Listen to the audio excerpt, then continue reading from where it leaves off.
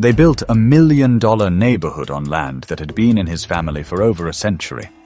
But when Elijah showed up with a handwritten clause from 1923, the entire development and every home in it legally became his.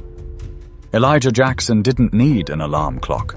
For 30 years, he'd woken up naturally just before sunrise, poured his coffee, and walked out to the back porch of his father's old farmhouse near Opelika, Alabama. From that quiet wooden deck, he could see straight across the southern field, the same field where his great-grandfather Otis planted sweet potatoes in the 1930s, and where Elijah's own children had once played in the tall grass. But that morning, something was different. The ground didn't feel the same. It shook. Elijah squinted into the distance.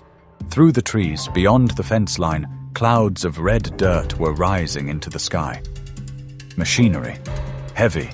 Loud. Out of place. He set his coffee down and walked toward the noise. As he crossed the ridge, the sight stopped him in his tracks. Bulldozers. 3 of them. And behind them, teams of construction workers in hard hats and neon vests planting flags in the soil like it was free real estate. But it wasn't. He walked faster, the Georgia clay kicking up behind his boots. "Hey!" he called out. A woman in a pale gray blazer turned his way. Sunglasses. Clipboard. She didn't look like she belonged in a field. She looked like she'd never gotten her boots dirty in her life. "Can I help you, sir?" she asked, with a tone like she already knew the answer. Elijah looked around. "What exactly are y'all doing on my property?" Her eyebrow barely moved. This parcel was cleared for residential development under West Haven HOA's expansion permit. "You must be mistaken." "Mistaken?" Elijah's voice raised just a notch. "My name is Elijah Jackson. That field you're tearing up has been in my family since 1923. It's not for sale. Never has been." The woman held her clipboard up like a shield.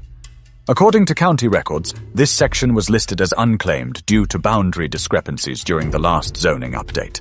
You're welcome to speak with our legal team, but construction is already in motion." Elijah's heart was thumping hard now, but not from fear. "Ma'am, that land is not unclaimed. I've walked it every morning since I was 27 years old. My father was born right over that rise. You're building on ground that holds more history than you could wrap your permits around." She gave a polite, empty smile. "Then I suggest you take it up with zoning and planning. We're moving forward." The machines revved louder behind her. Foundations were being dug. Trees that once shaded Elijah's childhood baseball games were now being stripped away, root by root. He didn't yell. He didn't curse. He just turned around and walked back toward his house, slower now. Inside, he went straight for the cabinet above the fireplace. Old papers, maps, deeds, dusty and yellowed. He remembered his father once saying, "Otis didn't trust nobody with this land, not even the government." At the time, Elijah thought it was just paranoia. But as the ground outside was being torn apart, that paranoia felt more like protection. He unfolded the brittle deed and saw it. Otis Jackson's name, handwritten in faded ink. 88 acres, purchased for $480 in 1923. No loans, no banks, just sweat, grit, and the stubborn pride of a man who refused to leave anything behind for others to take. Elijah sat down, papers spread in front of him, a creeping feeling stirring in his gut. Something was wrong. This wasn't just a paperwork mix-up. He picked up the phone and called the Lee County zoning office. "Yeah, I'm calling about a construction crew that's tearing up part of my land. Elijah Jackson, been in the family over 100 years. The woman on the other end responded with rehearsed coldness. "Sir, if your land was affected by the zoning realignment, you should have received a notice by mail." "I didn't get any damn notice. Sometimes notices get lost." That was it. Lost. Just like that, decades of family ownership could be swept away by a misplaced envelope. But Elijah wasn't just angry. He was remembering something his father once told him. It had been years since Elijah touched the old trunk at the back of the hallway closet. He dragged it out slowly, coughing as the dust filled the narrow corridor. His knees cracked as he knelt, unlatching the brass lock. The lid let out a tired creak. Inside, among black and white photos, funeral programs, and Otis's tarnished railroad watch, was a bundle of paper wrapped in oilcloth, exactly where his father said it'd be. Elijah sat cross-legged on the floor, unrolling the cloth and pulling out a heavy, leather-bound envelope. The original deed, the one Otis had stored himself. At first glance, it looked like every other piece of legal paper. Printed text, handwritten margins, a wax stamp half faded. But tucked halfway down the second page, in Otis's barely legible cursive, was something unusual. A paragraph no longer written in the county's standard legalese, but in Otis's own hand, carefully squeezed into the margins. Should any structures be erected upon this land without the full consent of the deed holder or their direct blood heir, said structures shall become, in full, the property of said holder, no compensation required. Witnessed and signed on this day, February 2nd, 1923. Elijah blinked. Reread. Read again. His hands trembled. He didn't know the law, not the way lawyers did, but he'd grown up hearing the story behind that clause. How Otis had trusted no man in a suit and tie, especially not landmen.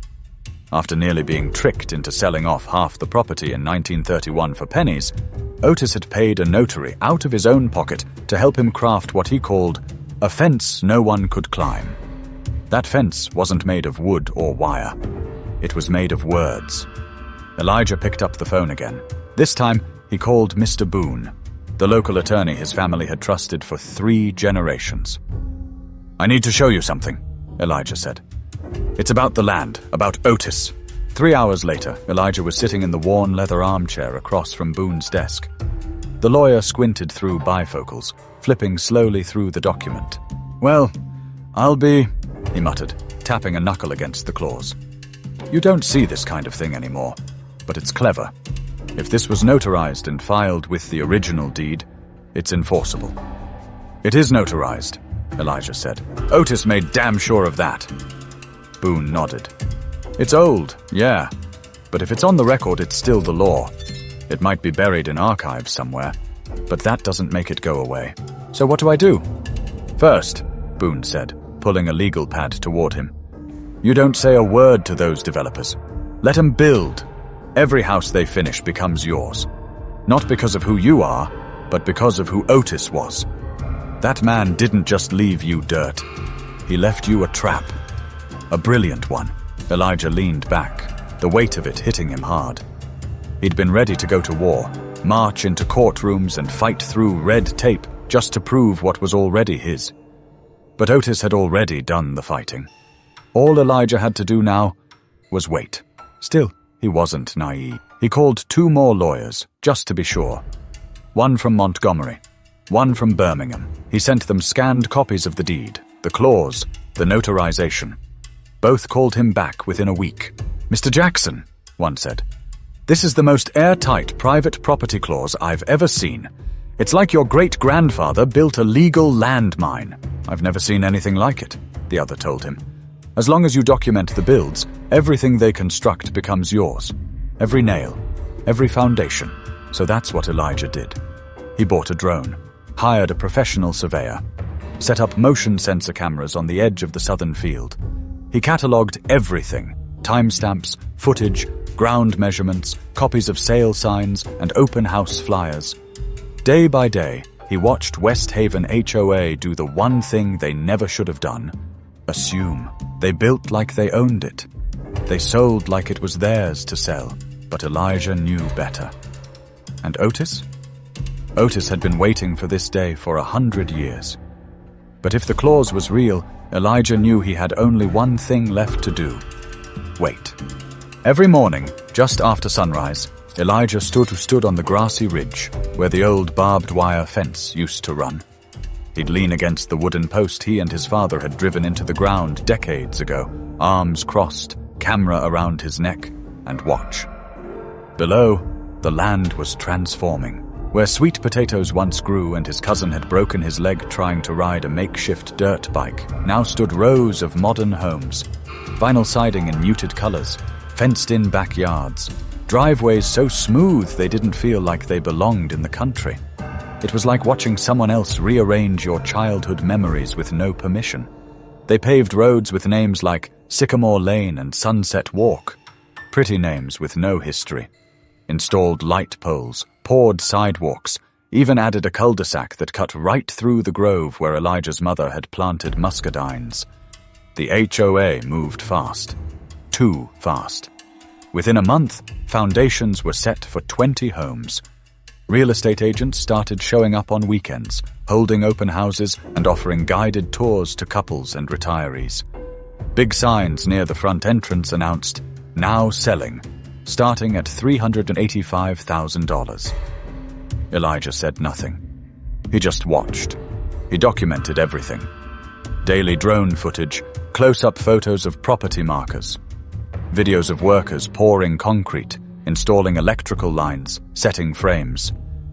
He kept it all in a folder on his laptop called Otis's Revenge. Occasionally he'd catch the eye of a project manager or a site supervisor. Sometimes they waved. One time, a man with a clipboard shouted, "Mornin'!" with fake cheerfulness. Elijah didn't respond. He wasn't here to chat. He was here to witness. Then came Jessica. Jessica Brenner. She was the same woman from day one, the one with the clipboard and blazer. She didn't recognize Elijah the first time she saw him again, standing at the ridge. But by week 3, she had started to acknowledge his presence. Once she smiled and shouted, "Still watching us, Mr. Jackson?" Elijah only raised his camera and took her picture. She didn't smile again after that. More homes popped up, fast as weeds. The speed was alarming. One day there'd be a patch of dirt. 3 days later, a full frame and roof. By the end of the second month, 32 homes were framed. 16 were already finished, with sod laid and front porches polished for weekend showings. But Elijah didn't flinch. Instead, he went to the county clerk's office and pulled the most recent sales records.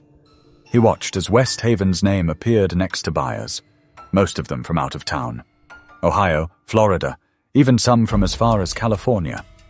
He took notes. He marked down every closing date. He mapped each home's location to confirm it was inside the 88-acre zone. They were all within Otis's boundary. All of them. He even overheard Jessica one morning, talking on the phone while walking the site. "Yeah, Phase 1's flying off the market. We're starting Phase 2 next month. No issues on our end. The local guy watching from the ridge? Just some nosy landowner trying to stir up drama. We're clear." Elijah clenched his teeth but stayed silent. She had no idea. He had 3 legal opinions backing him. He had time-stamped proof of construction on disputed land. He had Otis's clause. And most importantly, he had time. Letting them build wasn't just strategy. It was justice. Every home they completed, every square foot they sold, became part of the debt they didn't know they were stacking up. Elijah had already run the numbers. If they built all 156 homes as planned, plus the community clubhouse and parkland, they'd be handing over nearly $70 million worth of real estate. To him. Jessica thought she was building a neighborhood, but Elijah knew better. She was building his portfolio. But as the sold signs piled up, Elijah began to wonder, how long could he wait while real families moved in? The first time Elijah saw children riding bikes down the brand new sidewalks, he felt something twist in his chest. Not anger, not regret. Something heavier. The kids had no idea, of course. They were just riding in circles, chasing each other, laughing like kids should. Their parents stood nearby, sipping coffee on porches that sat squarely atop Jackson family soil. Land Elijah's great-grandfather had cleared by hand. A few houses down, a young couple was unpacking boxes. The man waved. Elijah lifted his hand slightly, unsure why. He didn't know them. They didn't know him. But their new driveway had once been his grandmother's garden. He walked home slower that day, not because his knees hurt, but because the anger that had driven him was starting to shift into something else. That evening, he sat alone in his den, the deed laid out in front of him like always. The clause was still there, still real, still his. But now, there were faces attached to the homes. People, not suits, not developers, just families trying to start something new, on land they didn't even know wasn't for sale. He picked up the phone and called Boone. "I need to ask you something," Elijah said. "I'm listening. If I wait until all the homes are done, the value goes way up. But if I act now, I might save these people from a mess. They just moved in, Boone. I saw a girl today with training wheels." There was a long pause on the line. Boone's voice came quieter than usual. "That's a moral crossroads, Elijah. What you're asking ain't legal. It's personal. Legally, you're in the right. Otis made sure of it. But what kind of justice are you after? I don't want to hurt these people," Elijah said. "But I do want West Haven to pay. They didn't just trespass. They erased my family's history like it didn't matter. Then maybe the real question is, can you hit them where it hurts without crushing the folks who bought those homes in good faith?" Elijah rubbed his eyes. "Can I?" Boone hesitated again. "You can, but it'll take patience and precision. You don't rush this. You wait until they're fully invested. Let them tie the rope themselves. Then, when you speak loud enough that the next developer hears it before they ever pick up a shovel." Elijah leaned back in his chair. The ceiling fan spun lazily above him. "I saw a man planting a tree today," he said softly. He looked proud, like he thought this was gonna be his forever home. "Well, maybe it still can be," Boone said. "That depends on you." That night, Elijah didn't sleep much. He walked the edge of the property again, flashlight in hand, watching lights flicker from windows across the southern field. Inside those homes were families settling in, hanging pictures, making dinner, putting kids to bed. He couldn't be the reason they lost all that. But he also couldn't forgive the arrogance of West Haven. The way Jessica Brenner had waved him off, the way their attorneys never returned his calls, the way they'd stomped across generations like they were building on empty land. Elijah stood still for a long time at the tree line. The wind whispered through the long grass. He thought about Otis, about the nights that man had slept on the porch with a shotgun across his lap, just in case someone got too bold. Otis didn't believe in waiting. But Elijah believed in timing, so he made a decision. He would wait until the last brick was laid, not to punish the families, but to make sure the people who disrespected his family paid the full price. And then he'd make sure no one ever forgot the name Otis Jackson. But Elijah knew patience wouldn't make the next step easier. It would just make it count more. The announcement came in the mail, tucked inside a glossy invitation with gold trim. "You are cordially invited to the grand opening of West Haven Estates, Phase 2 celebration and ribbon-cutting ceremony. Join us for food, live music, and a look at the future of luxury living in eastern Alabama." Elijah stared at the card for a full minute before placing it on the kitchen counter next to the deed. The date was set for a Saturday morning in April. By then, 138 homes were fully built. Another 18 were finishing final inspections. The community center had just opened its doors, complete with a pool, tennis courts, and a marble floor lobby that looked like it belonged in a country club. They were calling it the crown jewel of the county, and every inch of it stood on Jackson land. Elijah ironed his only suit the night before. It was the one he wore to church, weddings, and funerals. He took extra care with the cuffs. Otis would have insisted. He packed a leather folder with everything: original deed, the notarized clause, the surveyor's report, photo evidence, legal opinions.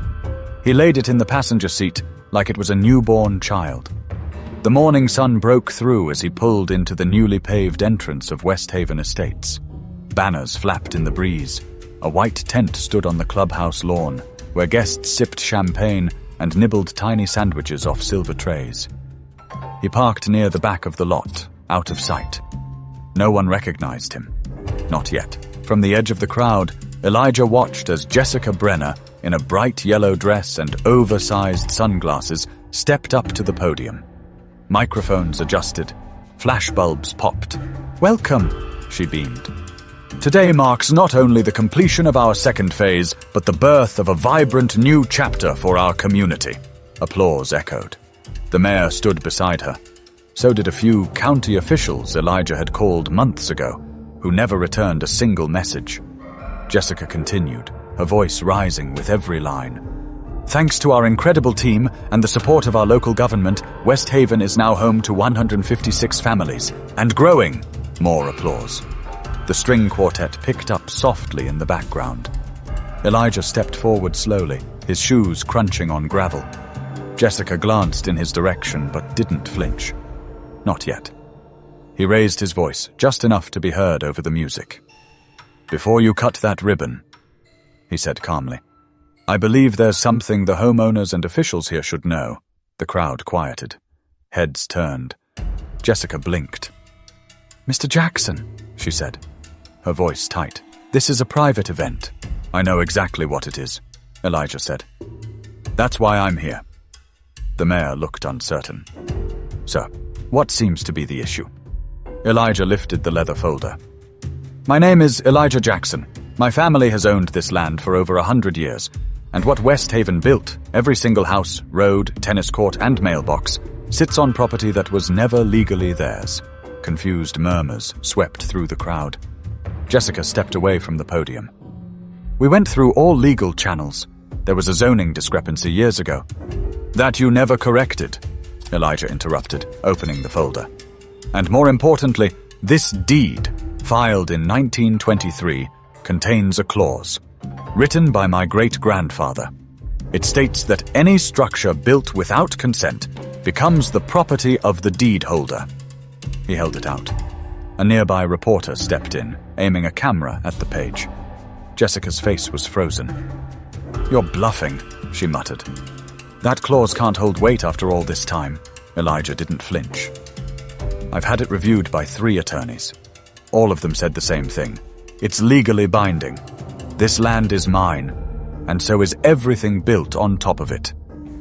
A man in a grey suit whispered something in Jessica's ear. Her color drained. The mayor coughed. We may need to pause the ceremony." Jessica turned back to Elijah, her voice now sharp. "You waited. You watched us build, and you said nothing. I told you the first day you showed up that it was my land," he said, steady. "You smiled, called security, and told me to speak to your legal team. So I did." Behind him, someone gasped. A homeowner, maybe. Maybe more. Reporters were now crowding in. Flashbulbs, pens scribbling. Jessica looked like she'd swallowed glass. "You'll never get away with this," she whispered. "I don't have to get away with anything." Elijah replied. "You handed it to me." He closed the folder gently and stepped back. The ceremony didn't resume. No ribbon was cut. But Elijah knew this was only the beginning, because the real damage hadn't even started. The next morning, Elijah's phone rang before sunrise. Unknown number. He let it go to voicemail. Then it rang again. And again. By the afternoon, he had 12 missed calls, 4 voicemails, and 2 emails marked urgent from West Haven's legal team. By evening, the local news had aired a segment titled, "Man Claims Ownership of Entire HOA Community." "Is it legal?"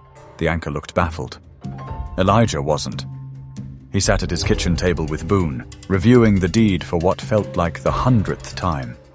The words hadn't changed. The ink was still faded, but clear. Boone leaned back. "They're panicking. They built $1 million mess on land they didn't own. You hold every card." That night, West Haven's president called personally. Elijah didn't recognize the voice. He'd never spoken to the man before, but he could hear the tension. "Mr. Jackson, I think it's time we discuss a resolution. I'm listening. We'd like to settle this quickly and quietly. The media attention isn't helping anyone. We're prepared to offer you a fair compensation for the land value, plus a goodwill premium." Elijah didn't laugh, but it took effort. "You mean you want to pay me the price of what the land was worth before you built a luxury neighborhood on it?" "It's a generous offer. It's an insult," Elijah said. "You didn't just move dirt. You sold what wasn't yours, and now you want to buy it cheap after you flipped it for millions? Silence, and Elijah could hear the breath on the other end. Controlled. Stiff. We could fight this, Mr. Jackson. You could. Elijah agreed. But every home you built is already sold. Every buyer now has to wonder who owns their house. You want to fight? That's going to get messy. Expensive.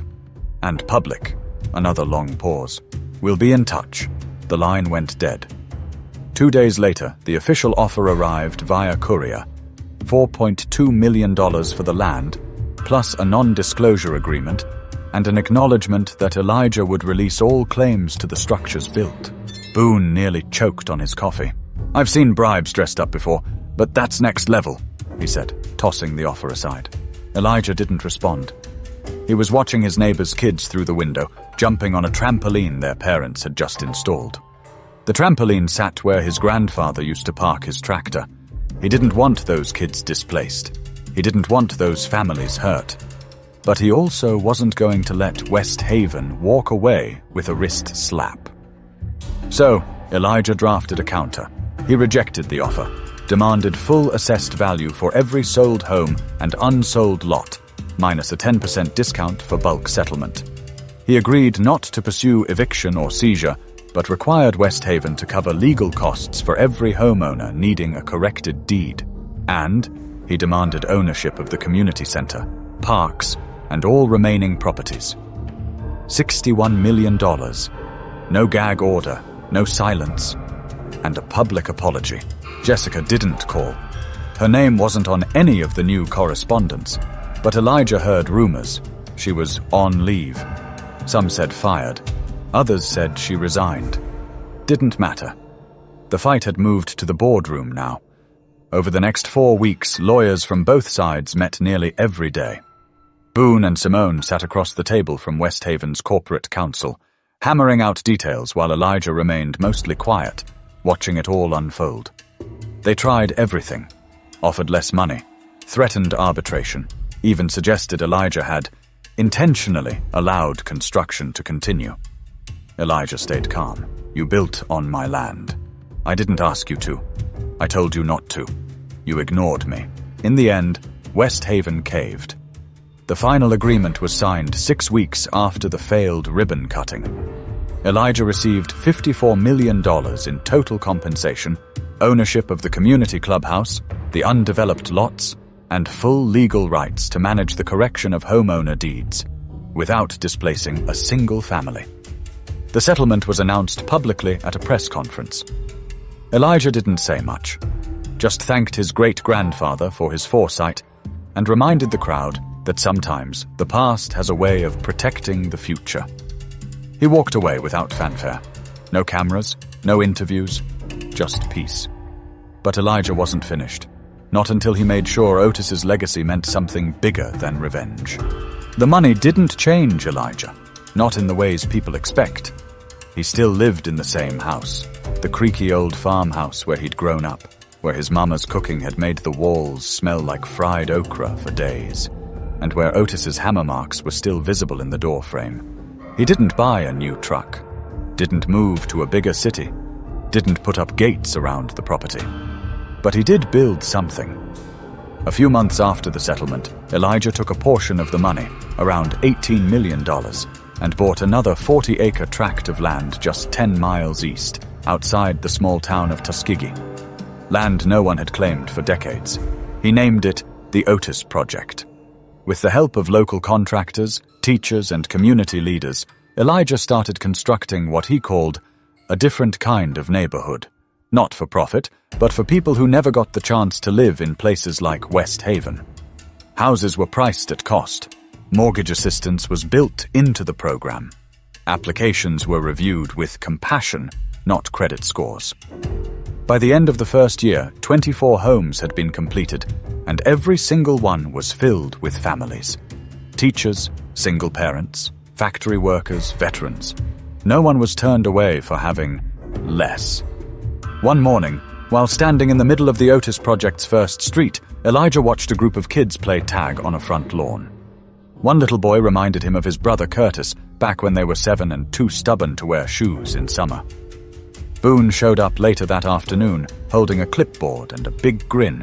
"You know what they're calling you in town now?" Elijah raised an eyebrow. "What?" "The accidental mayor," Boone chuckled.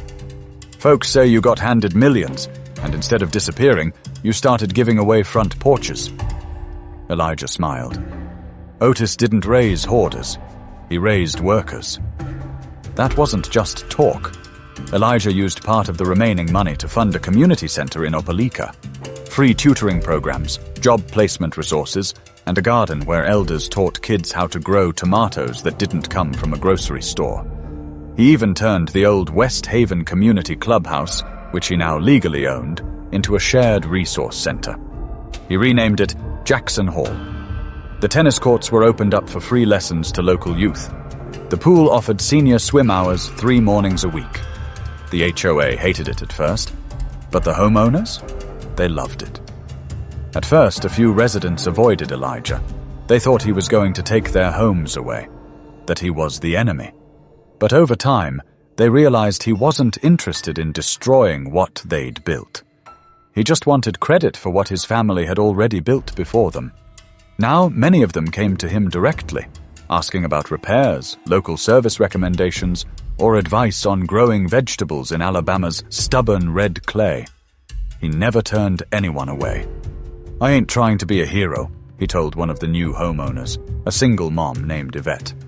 "I just believe land should never be taken without remembering who sweated for it first." Yvette nodded. "Well, my son thinks you're some kind of superhero." Elijah chuckled. "You ever see me try to change a flat tire? He'd change his mind real quick." As the second year of the Otis project got underway, Elijah made one last visit to the county archives.